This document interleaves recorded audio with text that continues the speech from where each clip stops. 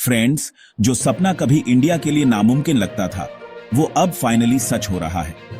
याद है जब वेस्ट के एनालिस्ट्स कहते थे इंडिया को इस लेवल तक पहुंचने के लिए फिर से जन्म लेना पड़ेगा? शायद उन्होंने हमारी स्ट्रेंथ कभी समझी ही नहीं, लेकिन आज इंडिया ने उन्हें गलत साबित कर दिया है। हमारे फॉरेक्स रिजर्व्स यानी हमारी फॉरेन करेंसी का स्टॉक अब रिकॉर्ड $696 बिलियन तक पहुंच गया है। और आपको पता है इससे भी बड़ी बात क्या है?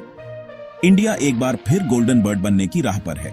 इसके पीछे की असली कहानी क्या है और इंडिया कैसे चुपचाप एक इकोनॉमिक सुपर पावर के तौर पर आगे बढ़ रहा है, यही मैं आपको इस वीडियो में बताऊंगा। तो लाइक बटन दबा दो और सब्सक्राइब जरूर कर लेना ताकि आप ये पावरफुल अपडेट्स कभी मिस ना करो। चलो बेसिक्स से शुरू करते हैं। इंडिया के फॉरेक्स रिजर्व्स पिछले कुछ हफ्तों में ही हमारे रिजर्व्स $5 बिलियन से ज्यादा बढ़ गए हैं। मई 2024 के एंड तक हमारे फॉरेक्स रिजर्व्स $692 बिलियन थे। अब ये $696 बिलियन क्रॉस कर गए हैं। बस $8 बिलियन और हम अपनी हिस्ट्री का सबसे हाईएस्ट लेवल टच कर देंगे। अगर इसे समझना हो तो पिछले साल मई 2023 में हमारे फॉरेक्स रिजर्व्स $646 बिलियन थे। सितंबर 2023 तक ये $704 बिलियन तक पहुंच गए थे। एक छोटे से डिप के बाद अब हम फिर से ग्रोथ मोड में हैं। लेकिन फॉरेक्स रिजर्व्स आखिर होते क्या हैं और आपको इनकी परवाह क्यों करनी चाहिए? फॉरेक्स रिजर्व्स को इंडिया का इमरजेंसी फंड समझो, एक बहुत बड़ी फाइनेंशियल शील्ड जो हमारी इकोनॉमी को झटकों से बचाती है। इससे आरबीआई रुपये को स्टेबल रखता है, इंपोर्ट्स के लिए पे करता है और फॉरेन इन्वेस्टर्स के बीच ट्रस्ट बनाता है। इमेजिन करो आप एक शॉपकीपर हो जिसके पास 100 केले हैं। अचानक डिमांड बढ़ जाती है तो आप अपनी स्टॉक निकालते हो भीड़ को मैनेज करने के लिए।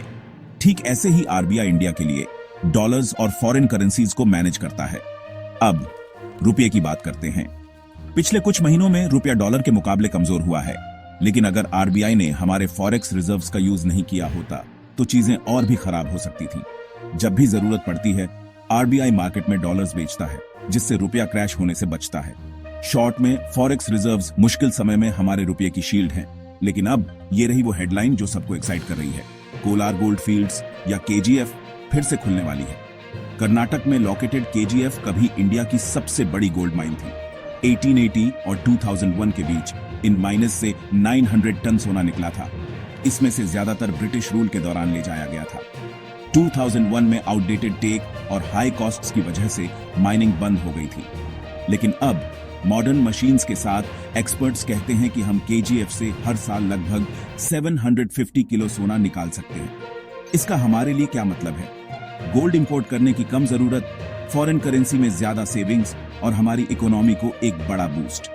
आज इंडिया अपनी पुरानी कमजोरियों को जैसे मिनरल्स, गोल्ड और लेबर ताकत में बदल रहा है।